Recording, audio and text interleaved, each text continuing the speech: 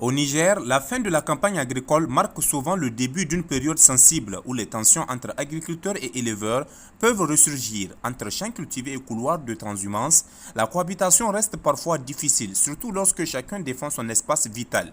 Conscient des enjeux, le Comité national du Code rural multiplie les actions pour prévenir ces conflits récurrents. Sensibilisation des acteurs, délimitation des espaces pastoraux, médiation communautaire, autant de dispositifs mis en place pour favoriser la concertation et maintenir la paix entre les deux communautés. Sur ces questions, le secrétaire permanent du Comité national du Code rural, Ideleco, apporte des précisions sur les mesures prises et les perspectives envisagées.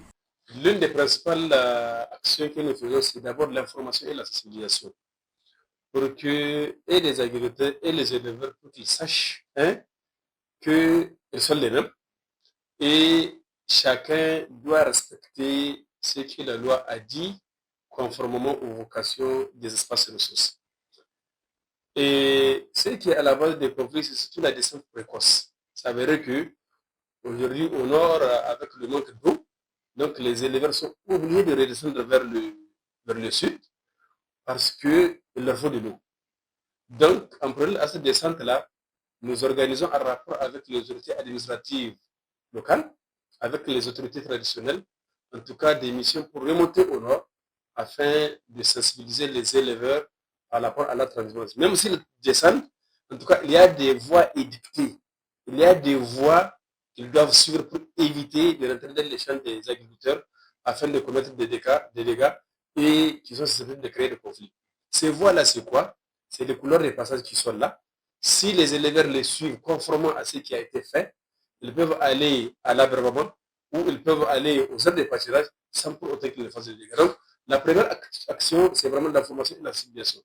Et à ce niveau, nous faisons recours également aux médias que vous êtes, notamment à travers les radios communautaires, à travers les radios régionales, pour vraiment faire passer le message à ces groupes d'acteurs-là, pour faire en sorte que chacun respecte la vocation des espaces et éviter le conflit, notamment entre eux. Et nous estimons que le travail important qui est en train d'être fait, en tout cas, on constate une réduction de ces conflits, en tout cas d'année en année. Et tout ça, là, il faut le mettre à l'activité des efforts des autorités, en tout cas, qui nous donnent des moyens du travail pour faire en sorte que le Niger dorme un peu et se réveille un peu. Oui, l'appel que j'ai, c'est le Niger, il faut qu'il comprenne que la loi ou l'État nigérien, à travers la loi, a bien voulu qu'il y ait une certaine complémentarité entre l'agriculture et l'élevage. Du coup, les agriculteurs, c'est eux les éleveurs. Les éleveurs, c'est eux les agriculteurs. Comme on le dit, c'est la même chose. Donc, les gens doivent avoir une compréhension mutuelle. Les gens doivent se comprendre. Et même si par ailleurs il y a des conflits, les gens doivent chercher à les régler à l'amiable, comme on le dit. Donc, l'appel que j'ai, c'est que chaque acteur, en fonction de son activité, doit veiller au respect de la limite des activités pour ne pas imputer sur le terrain de l'autre. C'est ça qui amène des problèmes.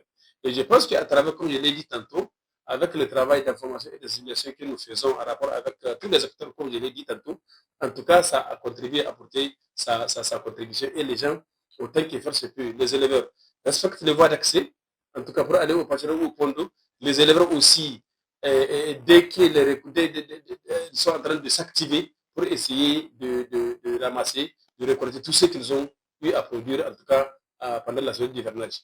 Et il y a un autre système, une autre action que nous faisons, c'est celle qui consiste à libérer les chats. Tant que les chats ne sont pas libérés, les animaux ne doivent pas rentrer dans les champs. Mais elles peuvent descendre tout en respectant des voies d'accès. Maintenant, pour éviter des problèmes, on demande aux agriculteurs d'activer leur récolte pour que vraiment ils laissent les détritus et les autres résidus de culture aux éleveurs. Donc, du coup, actuellement, à l'heure où je vous parle, en tout cas, les agriculteurs du côté sud là, ils sont en train de s'activer.